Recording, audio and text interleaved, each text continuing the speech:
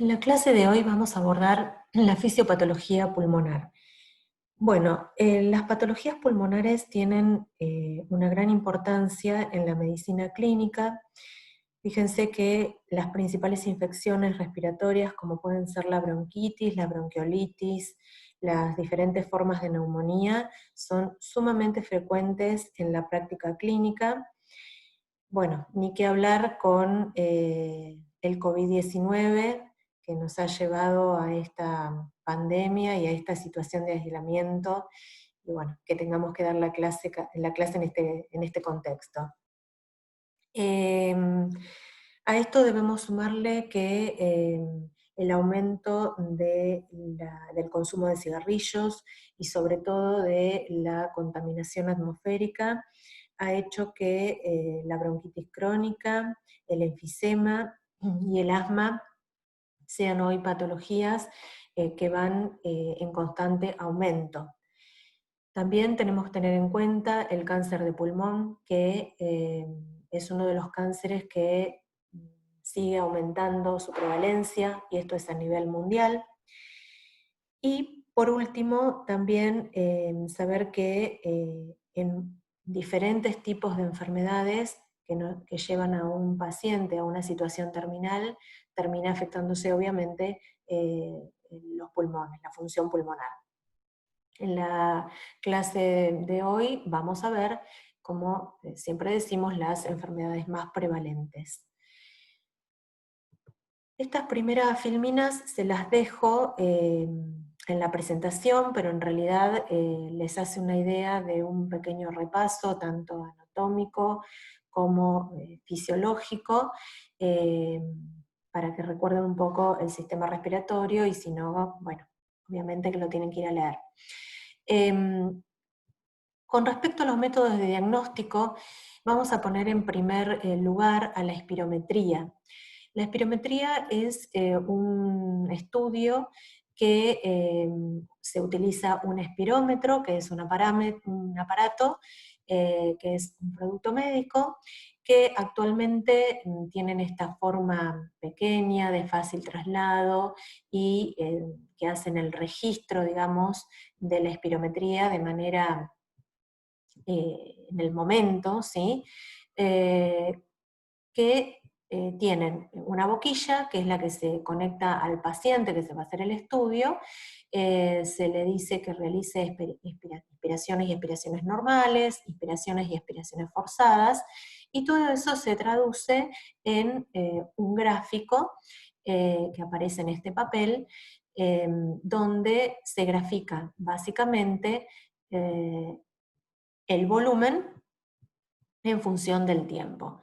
Yo no sé si esto lo vieron en fisiología. Antes hacíamos un trabajo práctico que luego se dejó de hacer porque el espirómetro que teníamos era un espirómetro bueno desde el punto de vista didáctico, porque tenía un rotor y se veía bien el funcionamiento, pero bueno, de muy difícil traslado y muy pesado, que no pudimos utilizarlo. Si no lo vieron, yo igual les voy a dejar subido el Tórtora y las páginas donde esto está descrito y es de muy fácil comprensión, pero básicamente entonces el registro de una espirometría es de volumen en función de tiempo, donde vemos curvas cuyo ascenso está relacionado con el proceso de inspiración y el descenso, la inspiración. Esto que se denomina volumen corriente es el volumen que se pone en juego en una respiración normal. Cuando se hace una inspiración forzada, se obtiene esta curva hacia arriba, el desplazamiento hacia arriba, con, por supuesto, estar involucrado un mayor volumen. Se pone en juego un mayor volumen. Esto que se ve acá es la inspiración forzada.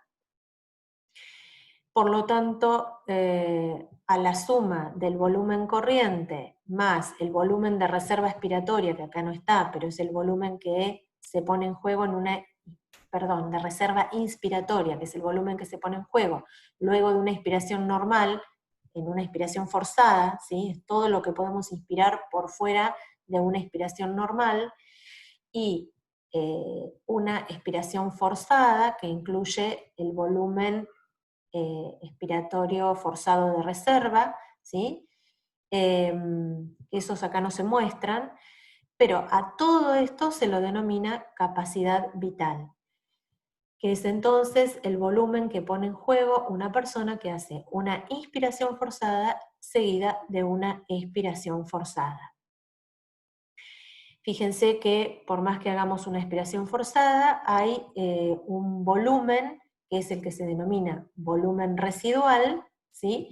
Que es el que queda en los pulmones por más que hagamos una expiración lo más forzada posible. Ese volumen residual es el que no se puede medir en una espirometría, existen otros métodos para hacerlo, normalmente no es lo que se hace habitualmente. Esta espirometría, entonces, estos volúmenes corrientes, esta capacidad vital o la capacidad residual funcional, tienen ciertos valores que son los fisiológicos. Esta es una prueba que se hace en forma generalmente cuando antes de una operación. Piensen que en una operación que va a tener una anestesia total, el paciente va a estar conectado a un respirador, por lo tanto es necesario saber si su función respiratoria es normal o no, y como lo que decimos, lo que para esta clase nos va a servir porque los gráficos en las patologías obstructivas difieren de los que obtenemos en las patologías restrictivas.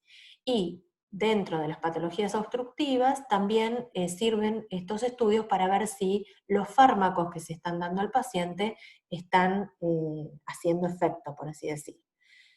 Bueno, otras de los estudios utilizados, la radiografía de tórax, esto ya lo describimos un poquito en la parte de cardiovascular cuando vimos edema. Recuerden que todo lo que está oscuro significa que hay aire, entonces básicamente los pulmones los vemos oscuros. Todo lo que es blanco es lo que tiene mayor densidad, como es el hueso, y lo que es grisáceo son las zonas de tejido blando.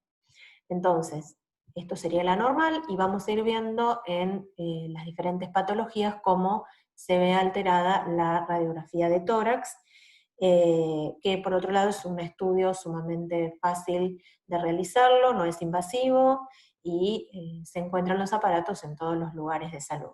Ya más sofisticados tenemos la tomografía axial computada y la resonancia magnética nuclear. Y por último, las tomas de las biopsias, sobre todo cuando estamos hablando de las vías aéreas que incluyen los bronquios mayores, ¿sí? O la primera parte del árbol bronquial, es posible utilizar lo que se denomina la broncoscopía.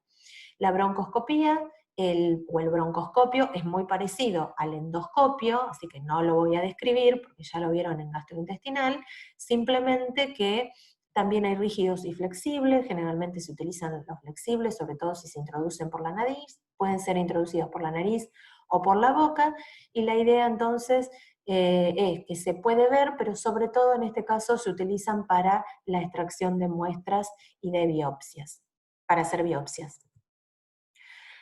Con respecto a el cuadro que denominamos insuficiencia respiratoria, fíjense que lo podemos definir como un cuadro en el cual el organismo no puede mantener la presión parcial de oxígeno y dióxido normales. A este cuadro de insuficiencia respiratoria, uno puede llegar, a una persona, un paciente puede llegar con el pulmón sano o obviamente con el pulmón enfermo. Esto es bastante lógico, siempre que tengamos alguna patología que afecte directamente al pulmón, que es el lugar donde se hace el intercambio gaseoso, es obvio pensar que va a haber cambios en la PO2, PCO2 y que si esto se mantiene en el tiempo o es muy grave, nos va a llevar a un cuadro de insuficiencia respiratoria. Ahora bien, a este cuadro también se puede llegar con el pulmón sano. Acá tenemos que pensar, por ejemplo, en los casos en que hay objetos extraños en las vías aéreas. Esto es muy común en los niños pequeños y también en el momento de la deglución en adultos, que entonces el bolo alimenticio va hacia la vía aérea, tapándola. Es una situación, digamos, aguda, pero que se puede llegar a un cuadro de insuficiencia respiratoria grave. Después tienen que recordar un poquitito cómo es la anatomía y la fisiología del sistema respiratorio, pero recuerden que la contracción del diafragma ocurre por estímulos que salen del centro respiratorio a nivel vulvar y por lo tanto, sí, bueno, que viajan a través de una motoneurona, esa motoneurona inerva básicamente al diafragma, el cual se contrae para iniciar la inspiración activa. Si está afectado o bien el centro respiratorio a nivel vulvar, que esto puede ocurrir por diferentes causas, puede ser desde un golpe, un foco epiléptico, o muchas drogas que son depresoras del sistema nervioso central, deprimen este centro respiratorio y por lo tanto se pueden llegar a cuadros de insuficiencia respiratoria eh, con un pulmón sano.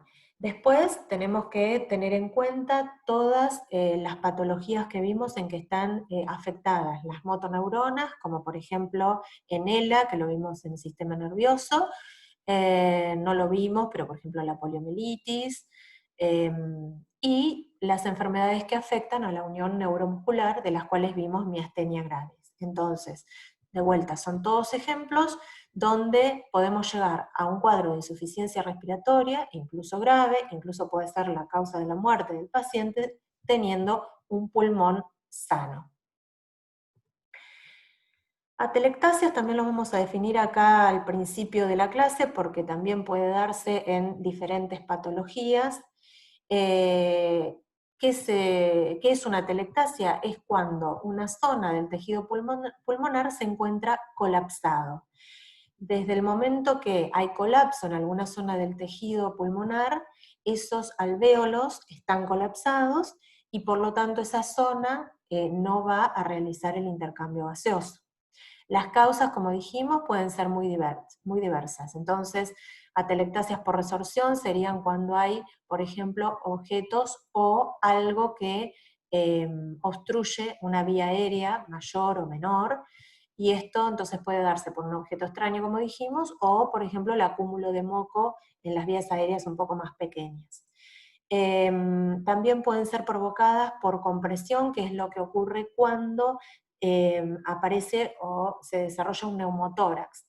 Un neumotórax es cuando, es muy común, ocurre con los golpes, cuando se rompe la pleura y por lo tanto digamos, no tenemos más esa presión intrapleural negativa que es necesaria para que el pulmón esté distendido y por lo tanto cuando ocurre el neumotórax, ya sea por la entrada de aire o también puede ser por líquido, o por sangre, que ya son otras causas, se comprime y aparecen estas zonas atelectásicas. También pueden ser las que se denominan por contracción, en la cual suelen ser más generalizadas y la causa puede ser por enfermedades de tipo de fibrosis.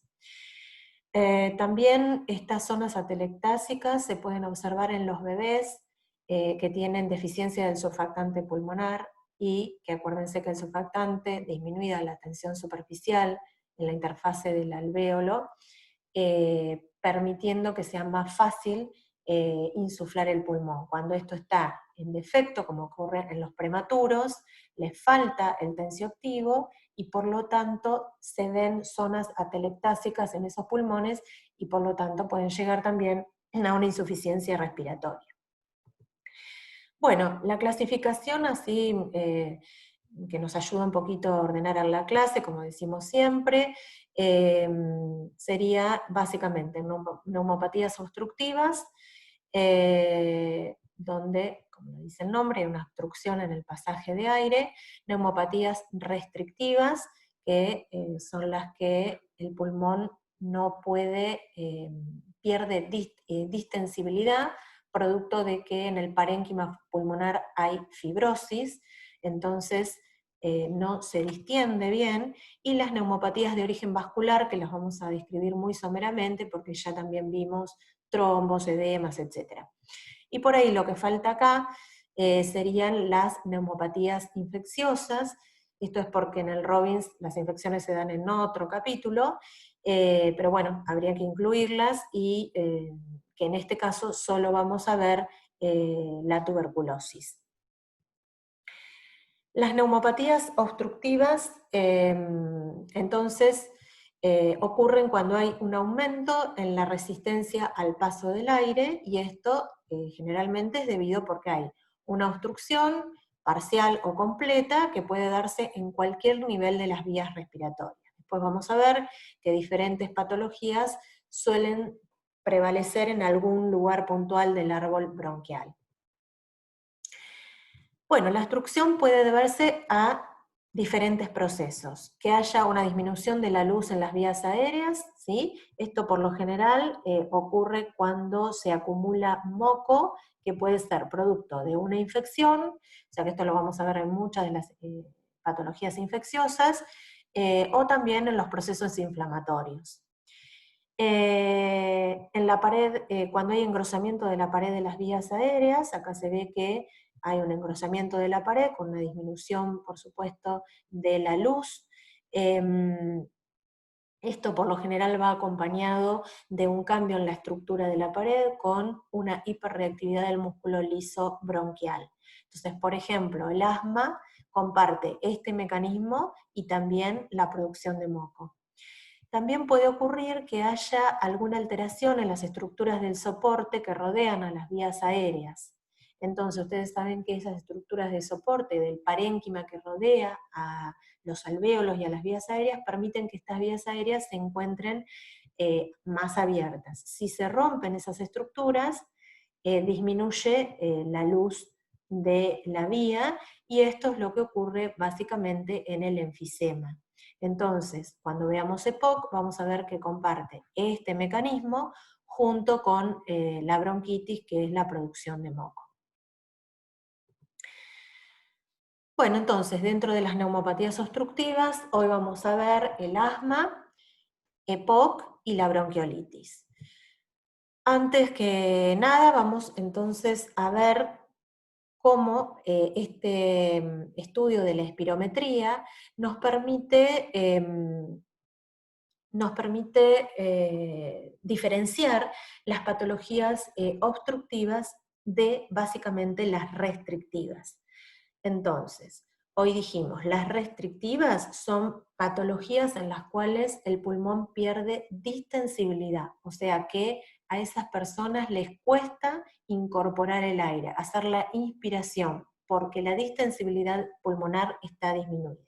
En el caso de las patologías obstructivas, dijimos hay un aumento de la resistencia al paso de aire, que en algún punto uno puede decir, bueno, también nos puede dar dificultado, digamos, la entrada del aire al pulmón, pero recuerden que en este caso, si la distensibilidad es normal, el diafragma hace un poco más de trabajo y el aire puede entrar.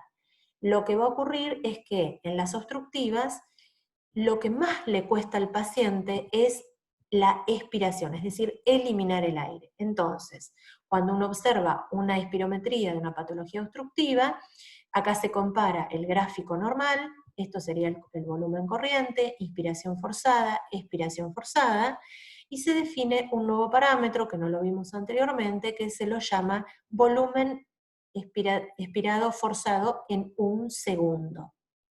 Entonces, como le dice el nombre, es el volumen que se mide en una expiración forzada al segundo. Entonces, ¿en qué punto lo vamos a medir? Cuando en las abscisas que estamos midiendo el tiempo pasó un segundo de la expiración. Se empieza a contar acá el tiempo y al segundo se mide el volumen expirado forzado en un segundo. Recuerden entonces que es un volumen, pero medido en un determinado tiempo de la expiración, que tiene un valor determinado, más o menos que tiene un valor normal, ¿sí? En el patrón obstructivo, fíjense que hay varios cambios de lo que vemos en el gráfico obtenido. Entonces, lo primero que vemos, como dijimos, que a las personas les cuesta expirar, entonces el primer parámetro que vamos a ver que está realmente modificado es este, es el volumen expirado forzado en un segundo. Cuando medimos ese mismo tiempo, vamos a ver que el volumen que expiró esta persona de manera forzada es mucho menor, ¿sí? Entonces, lo primero que caracteriza es una disminución de este parámetro. Por lo general, se suele medir o, digamos, o comparar la relación entre este volumen expirado forzado de expiración forzada en un segundo sobre la capacidad vital funcional. Fíjense que la capacidad vital funcional es esta, es la que se pone en juego en una inspiración y expiración forzada, que también va a tener un valor normal dentro de ciertos parámetros, ¿no? Si nosotros medimos la capacidad vital forzada en un paciente con una patología obstructiva, fíjense que también va a estar disminuida. Ahora bien, lo que ustedes ven acá es que disminuye esta relación. Y acá a veces se confunden. Lo que tienen que hacer es pensar que el volumen expirado forzado en un segundo disminuye mucho. Le podríamos poner 3 flechitas hacia abajo. La capacidad vital funcional disminuye, pero menos. Le podríamos poner una flechita. Entonces, cuando dividimos algo que disminuyó mucho, va a ser mucho más chiquitito, con algo que disminuyó, pero no tanto, este cociente disminuye. ¿Se entiende? Si miramos el gráfico, también vemos que la línea basal en la cual comienza el volumen corriente incluso, está por encima del que obtenemos en una persona normal. ¿Y esto por qué? Porque como lo que le cuesta a esta persona es expirar el aire, exhalarlo, bueno, va a quedar más aire retenido en el pulmón, que es lo que hemos definido como el volumen residual. Entonces, fíjense que el volumen residual en los pacientes con patologías obstructivas generalmente se encuentra aumentado y la línea de base está por encima del gráfico normal. Después, bueno, acá vemos los valores, ¿no? Esta relación normalmente es un 75% y obviamente que, lo que decíamos, como cae mucho más el numerador que el denominador, en este caso siempre va a estar disminuido, no importa que se acuerden estos números. ¿Cómo podemos definir el asma bronquial? Bueno, es una enfermedad inflamatoria, esto es bastante nuevo, hasta no hace mucho tiempo no se sabía que había un proceso inflamatorio, hoy sí, crónico y recidivante. Cuando hablamos de la cronicidad, estamos hablando de que los pacientes, que una vez que son definidos como asmáticos, que eso a veces lleva un tiempo, sobre todo en los niños, es bastante común que niños que parecen o que tienen episodios de broncoespasmo bastante seguido, luego de los 7 años remiten totalmente, seguramente por algún proceso, digamos, de maduración en su sistema tanto inmunológico como del mismo sistema respiratorio, y dejan de tener estas patologías. Ahora bien, cuando ya se han definido como asmático una persona, que esto puede ser incluso en la adolescencia o en la adultez, es una enfermedad que no tiene cura. Lo que sí se puede hacer con los tratamientos farmacológicos es disminuir estos episodios reversibles. Entonces, recidivante porque va y viene, digamos. ¿Cómo va y viene? Con episodios reversibles, porque el ataque asmático, más allá de la duración y de la gravedad que pueda tener, suele ser reversible. O sea, las personas que son asmáticas, por fuera de estos ataques de asma, suelen estar más o menos normal. El problema es con qué gravedad se dan esos episodios y con qué frecuencia. Y bueno, esos episodios están relacionados con un mecanismo de broncoconstricción sumado con un proceso inflamatorio debido, vamos a ver, a diferentes mecanismos que se traducen en que haya también una hiperreactividad de las vías respiratorias, y esto ocurre con diferentes estímulos. Los mecanismos que se ponen en juego en el asma son básicamente de dos tipos. los que llamamos el mecanismo extrínseco o asma extrínseca, que es el que sufren, fíjense, el 80% de los pacientes, y el mecanismo es el que ustedes ya vieron en la clase de hipersensibilidad, y es un tipo de hipersensibilidad de tipo 1 que se caracterizaba por un aumento de inmunoglobulina E y que estaba dado en las personas que denominábamos atópicos, por eso a este tipo de asma también se lo llama asma atópico, y se da también en casos del que se denomina asma laboral, pero bueno, son personas que están expuestas a sustancias y que tienen también algo de atópicos, ¿no? El 20% de los pacientes, o sea, el mínimo, sufre lo que se denomina el asma intrínseca, que los mecanismos no siempre están dilucidados, o sea, muchos de todos estos no se saben, pero sí lo que se sabe es que es no inmunitario. Y acá tenemos el asma inducida por la aspirina, que esta la vamos a comentar un poquito, la mayoría de los virus, a veces el frío, los cambios de temperatura, y un tipo de asma que ocurre cuando realizan ejercicio, que es bastante poco común. Lo que complica también es que muchos pacientes pueden tener asma con una base de mecanismo extrínseco, o sea, mediado por inmunoglobulina E, pero también son más susceptibles a padecer asma de tipo intrínseca. Entonces, bueno, acá se complica más el mecanismo fisiopatológico. Con respecto al mecanismo extrínseco, no lo vamos a dar con detalle porque ustedes ya lo vieron en la clase con María José, así que quienes no lo recuerden bien, repásenlo de ahí, pero básicamente entonces ocurría cuando un antígeno, que en este caso va a ser un alérgeno, acá dan el ejemplo del polen, si en el caso del asma el alérgeno tiene que ingresar por las vías aéreas. Ustedes estas reacciones de hipersensibilidad de tipo 1 también vieron que pueden ocurrir con alérgenos que son ingeridos o alérgenos, por ejemplo, que tocan la piel. En este caso, entonces, solamente van a poder inducir asma si ingresan por las vías respiratorias.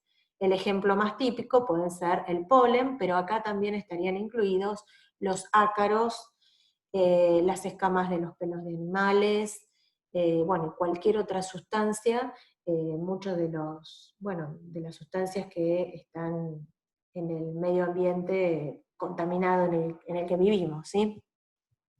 Entonces, el mecanismo tenía una primera fase, que era la fase de cebado, en el cual el antígeno era presentado a través de una célula dendrítica, generalmente, una célula presentadora de antígenos, al linfocito T, al receptor del linfocito T, y acá se desencadenaba una respuesta de tipo TH2, que este linfocito T entonces liberaba ciertas interleuquinas específicas o características para inducir a este tipo de respuesta, que básicamente la interleuquina 4 lo que hacía es activar a los linfocitos B y lo inducían a generar inmunoglobulina E.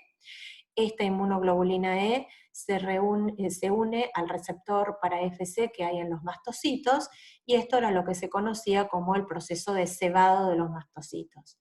A su vez, la interleuquina 5, que producen los linfocitos T y también los mastocitos, lo que hacían era reclutaban eosinófilos que en la próxima etapa también pueden ser activados. Entonces, esta era la fase de cebado, le seguía en una segunda exposición al antígeno, el antígeno ingresa también por la vía aérea, ahora ya directamente se une a la inmunoglobulina E del mastocito cebado y produce la liberación de una cascada enorme de mediadores, que cada vez se describen más tipos de mediadores que intervienen aquí, que básicamente lo que van a hacer en una primera instancia es hacer que las uniones herméticas de las células epiteliales, eh, eh, digamos, se abran, de manera entonces de que este antígeno va a poder ingresar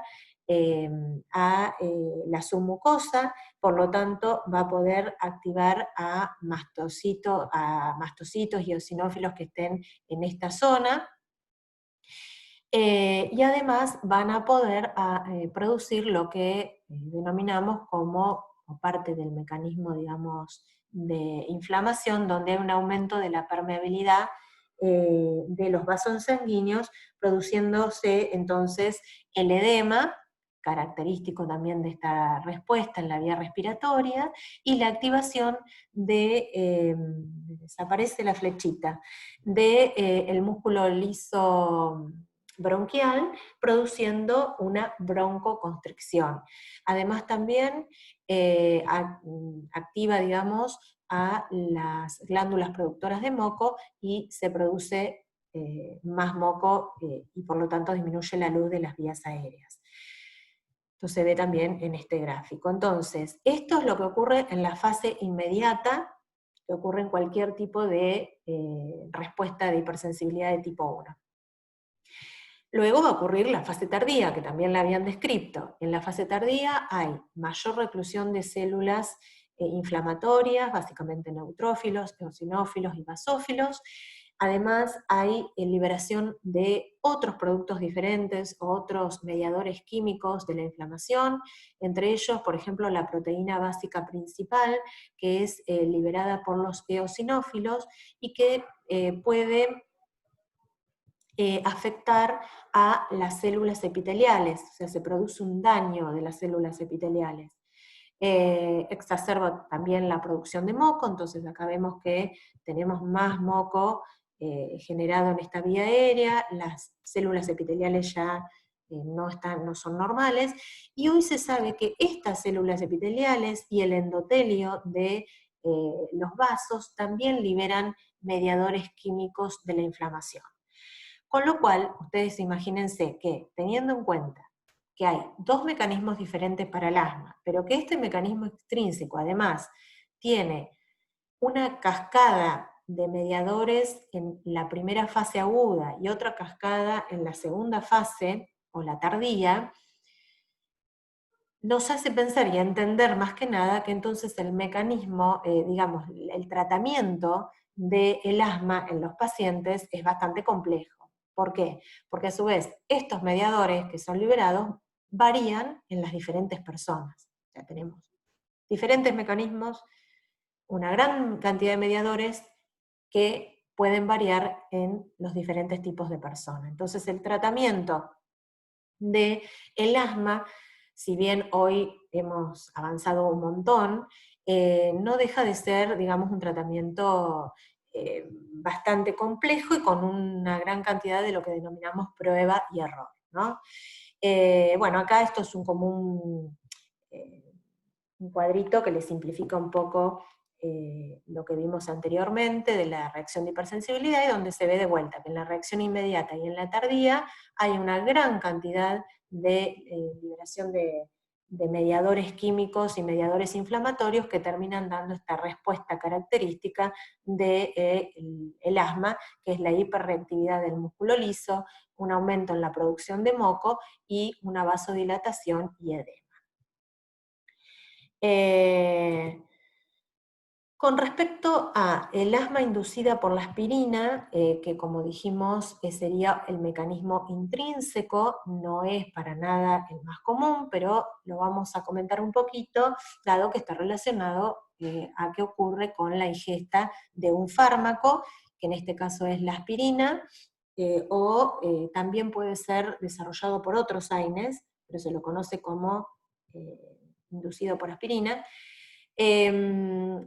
que se dan pacientes que tienen esta tríada que se da acá al costado, donde los pacientes suelen tener asma, rinitis y pólipos nasales. Entonces, este tipo también es más frecuente en pacientes que tienen asma de tipo extrínseca.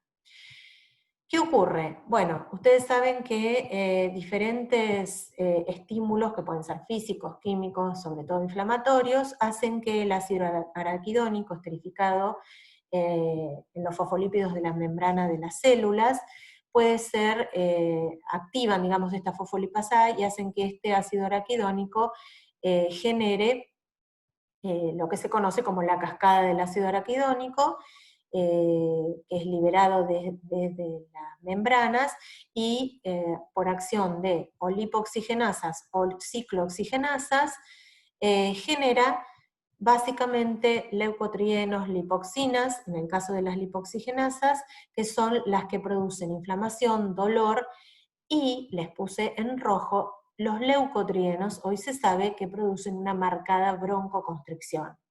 Por otro lado, en la vía de las ciclooxigenasas, cuando estas son activadas, se generan diferentes tipos de prostaglandinas, prostaciclinas y tromboxanos, que las prostaglandinas, sobre todo, se sabe que producen broncodilatación, y también estas sustancias son las responsables de la inflamación, el dolor y la fiebre. Entonces, cuando uno incorpora la aspirina que bloquea la ciclooxigenasa, estamos bloqueando esta vía y se exacerba la vía de la lipoxigenasa.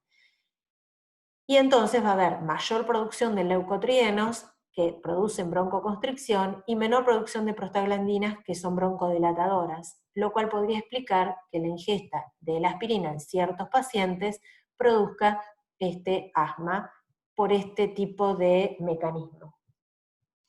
Bueno, y acá se ve que si uno ingiere aspirina, estamos inhibiendo, por supuesto, la inflamación, el dolor y la fiebre, antipirético, analgésico y antiinflamatorio. Pero puede ocurrir esto. Tengan en cuenta entonces que no es un proceso inmunológico.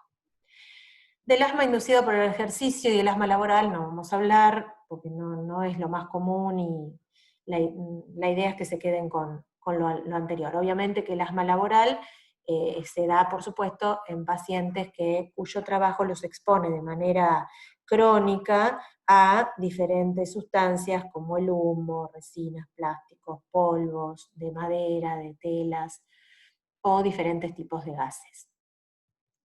Bueno, acá se ve cuál es el cambio que ocurre a nivel de la pared de las vías respiratorias, se ve claramente el engrosamiento, se ve el acúmulo de moco, y si vemos en un corte, vamos a ver lo mismo, el moco, que va a haber una gran cantidad de eosinófilos, ¿sí? En la submucosa va a haber una gran cantidad de células inflamatorias, y se van a encontrar también exacerbadas las glándulas productoras de moco. Con respecto a las manifestaciones clínicas, si ustedes alguna vez o tienen o han visto algún paciente asmático, van a ver que lo más característico, pero no es lo que se da sí o sí, son las típicas sibilancias. La sibilancia es el ruido característico del aire que está ingresando por una vía aérea que está estrecha, ¿sí? Que puede escucharse sin el estetoscopio, ¿sí? O muchas veces no es audible al oído humano y es necesario de la utilización del estetoscopio para poder escucharlo.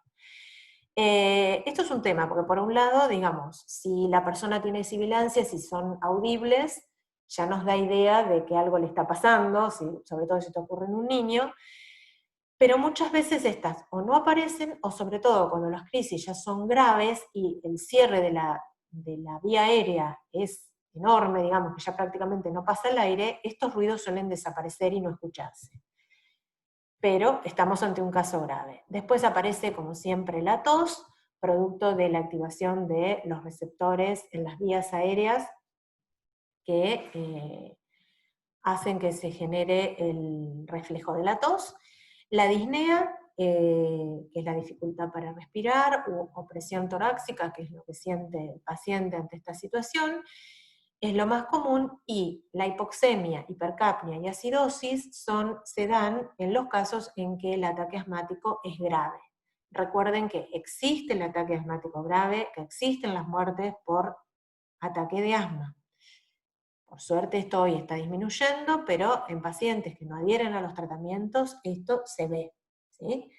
Hipoxemia es la disminución de la presión parcial de oxígeno en la sangre, hipercapnia el aumento de la presión parcial de dióxido, y la acidosis aumento de los protones debido ¿a qué? A que no estamos realizando la expulsión del dióxido de carbono. Entonces, esto lo vamos a ver en la próxima clase, pero muchas de las patologías respiratorias inducen a un desequilibrio en el equilibrio ácido-base generado porque no podemos eliminar el dióxido. Con respecto al diagnóstico, obviamente, y como siempre, el examen clínico es fundamental, pero ya hablamos también de la importancia que tiene la espirometría para poder no solamente diagnosticar las obstructivas o diferenciarlas de las restrictivas, sino también se da para los casos en que los pacientes están medicados y ver cómo responden a esa medicación. La espirometría en los asmáticos es cierto que no siempre da muy diferente, porque de vuelta, por ahí lo tenemos que tomar en el momento en que ha tenido el broncoespasmo, ¿sí? El análisis de esputo se va a ver los eosinófilos, en el análisis de sangre también eosinofilia y aumento de inmunoglobulina E en el caso de que el mecanismo sea extrínseco. Y después se utilizan estos aparatitos que se denominan peak flow y que, a diferencia de un espirómetro, estos pueden ser utilizados directamente por el paciente, los tienen en su casa, y fíjense que tienen diferentes colores, un verde, amarillo y rojo. Lo que miden estos aparatitos es el flujo expirado, que es muy diferente y menos exacto que lo que mide la espirometría, que mide diferentes volúmenes, diferentes capacidades, y sobre todo mide el volumen expirado forzado en un segundo. O sea, acá solo el flujo expirado. Pero esto le permite al paciente hacerse la prueba. Si el valor le cae en la zona verde, es que está bien; si está en amarillo, es que está más o menos; y si está rojo, obviamente le da la idea de que tiene que recurrir al médico. Hay diferentes tipos de aparatito, son productos médicos, y bueno, a veces en los niños y en los ancianos suele ser un poco más difícil la utilización, pero están buenos. Y la radiografía, que ya hablamos.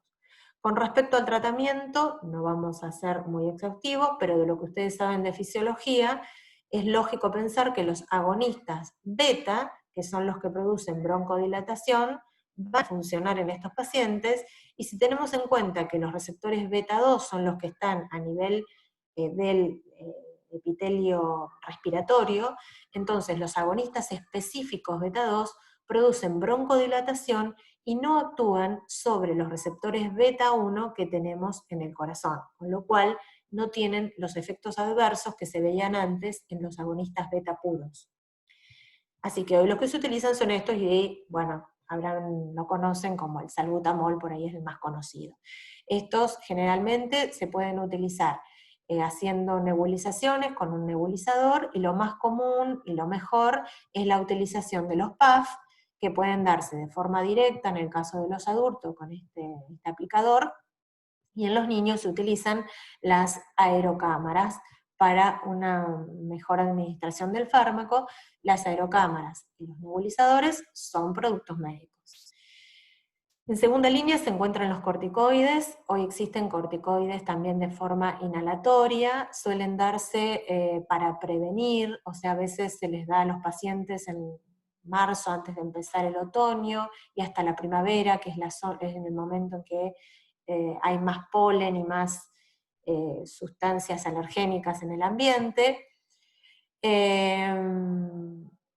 Y bueno, dan mucho resultado a partir de que sabemos que en el mecanismo fisiopatológico están involucradas, digamos, el proceso inflamatorio, ¿no? Antagonistas colinérgicos, porque estamos antagonizando el sistema parasimpático, que es el que produce broncoconstricción. Uno de los más nuevos son los inhibidores de los leucotrienos. Hoy vimos que los leucotrienos son mediadores que aparecen en esta cascada enorme de sustancias que provocan la broncoconstricción, y lo que se ha visto es que pacientes que por ahí no responden demasiado bien a los agonistas beta 2, ni incluso a veces a los corticoides, pueden tener una muy buena respuesta con los inhibidores de los leucotrienos. Entonces acá lo que decimos, digamos, se comienza con ciertas cosas básicas, se van probando asociaciones, diferentes fármacos para tratar de espaciar o inhibir la crisis asmática. Y por último, bueno, la adrenalina, que tiene un uso básicamente en las crisis muy graves, ¿sí? Que se puede dar incluso en abones, y bueno, que suelen funcionar porque, bueno, también son potentes agonistas alfa y beta, ¿no? Bueno, hasta acá lo que tendríamos que ver de asma.